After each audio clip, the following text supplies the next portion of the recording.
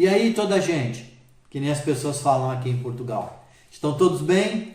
Espero que sim, não é? Apesar aí está meio tumultuado com essa pandemia, né? Mas vamos continuar confiando na espiritualidade, acima de tudo, não é? Confiando no nosso Pai Criador.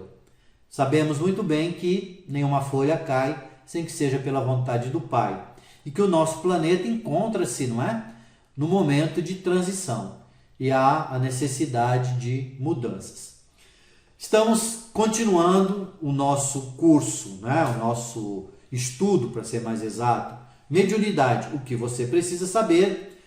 Hoje nós já vamos falar do tema 43, não é? Que vai dizer, vai exclamar o seguinte: eu vou ali dar um tapa na marvada. Toda vez que eu senti essa paz em meu coração, toda vez que eu sorri e abraçar legal. O nosso estudo espírita desse vídeo, não é, vai tratar especificamente do nosso preparo para uma reunião mediúnica. Ouçam aí. Os componentes encarnados já fazem bastante quando não atrapalham, não perturbam, não interferem negativamente. É óbvio que ajudam de maneira decisiva quando se portam com dignidade, em perfeita harmonia com o grupo. Mas se não puderem ajudar, que pelo menos não dificultem as coisas. Hermínio C. Miranda, em o livro Diálogo com as Sombras.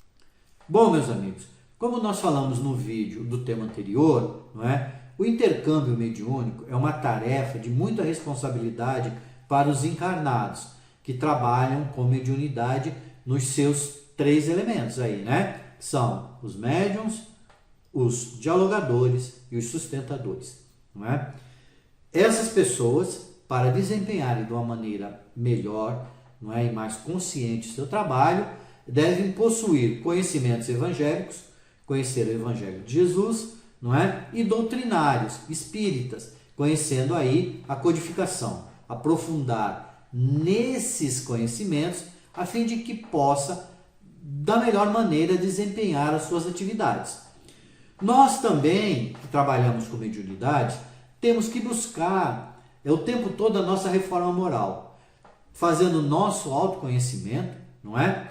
Para nós nos entendermos. A partir do momento que nós entendemos a nós mesmos, nós podemos começar a compreender as dores desses irmãos comunicantes que aportam nas nossas casas, não é? Em busca de ajuda.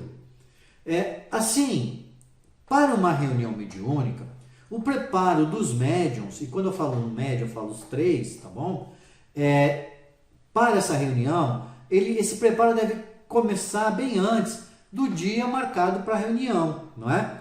Então ele deve começar antes, deve se intensificar no dia da reunião, os cuidados, né? E também prosseguir, tá bom? Após a reunião no dia seguinte, com alguns outros cuidados. Ouçamos aí. Cultivar atitude mental digna durante todo o dia, evitando rusgas e discussões. Adotar alimentação leve, evitando carne, café, temperos excitantes e bebida alcoólica. Fazer repouso físico e mental, sobretudo nas horas que antecedem o trabalho.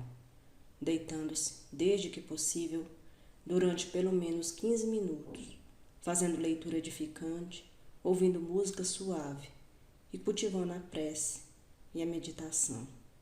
André Luiz, em o livro Desobsessão. Já especificamente na sala de reunião, não é? Quando nós chegarmos, nós devemos conservar uma atitude e uma conversa respeitosa, meditando e orando. Em algumas casas espíritas, a sala de reunião ela possui uma antessala, onde os médiuns chegam, ficam ali conversando, não é? Claro, porque a gente às vezes passa uma semana sem rever os amigos, quer trocar em alguns assuntos, não é? Gerais que está acontecendo na nossa política, na nossa sociedade, mas quando entrar para a sala especificamente de reunião, aí sim, nós devemos meditar e orar e nos preparar para aquele trabalho, né? Se houver alguma necessidade de alguma conversa na sala de reunião, que essa conversa ela seja edificante, óbvio, né? E que de preferência trate de assuntos relacionados com a reunião, tá bom? Os encarnados, nós trabalhadores do grupo mediúnico, nós temos que já chegar na reunião tendo uma ideia clara de como se processam as atividades dos nossos irmãos desencarnados, trabalhadores responsáveis pela reunião, não é? Principalmente aqueles irmãos que são trabalhadores específicos para a manipulação da nossa matéria mental, não é? Aqueles que trabalham com os nossos fluidos, que são utilizados, esses fluidos, durante a passividade e a doutrinação, ou melhor, o diálogo, não é? Para formar quadros educativos para o socorro, não é? Que são as famosas telas mentais. Isso redunda em que esse atendimento, essa tela mental, desperta naquele irmão que está sendo tratado, especificamente se ele for um obsessor, as cenas das vidas passadas dele, que vai fazer com que ele confronte, não é, os seus erros e analise que ele não é só uma vítima, que em algum momento também ele foi o algoz, levando ele a refletir sobre as suas atitudes. O dia da reunião também, ele vai pedir algumas renúncias, né, que muitas vezes nós não estamos acostumados, principalmente a paciência, que é difícil para nós, né? O não convívio com a família naquele dia ou naquela noite que nós vamos para a reunião. Às vezes você tem que deixar de dar um passeio, não é? Você tem vontade de programar um passeio, mas naquele dia você não pode.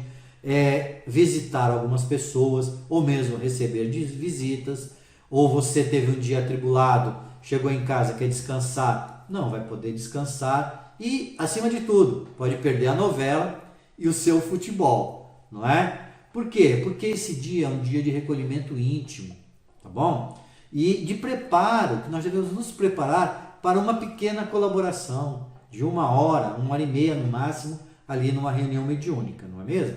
Ouçam aí. Resta o compromisso do amor fraterno, que não pode ser parcial, condicionado a meio coração, reservado. Tem de ser total.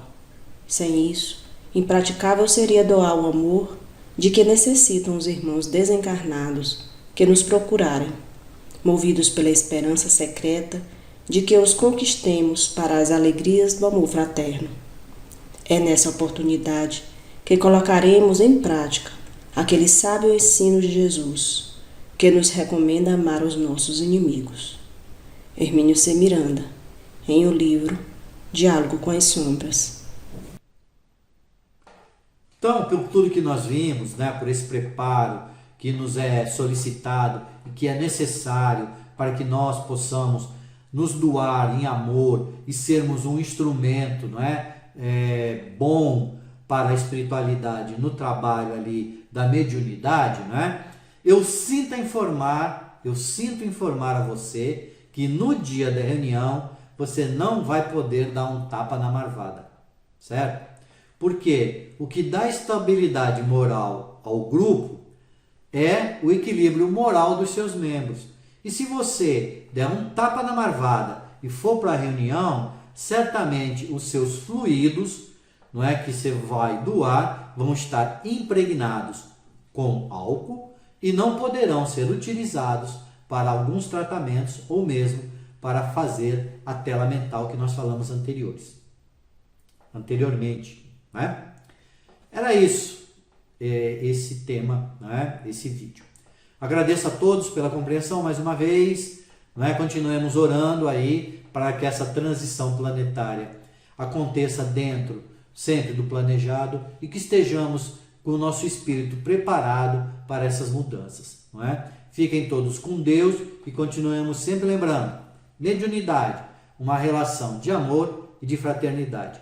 Fique com Deus e tchau, pessoal.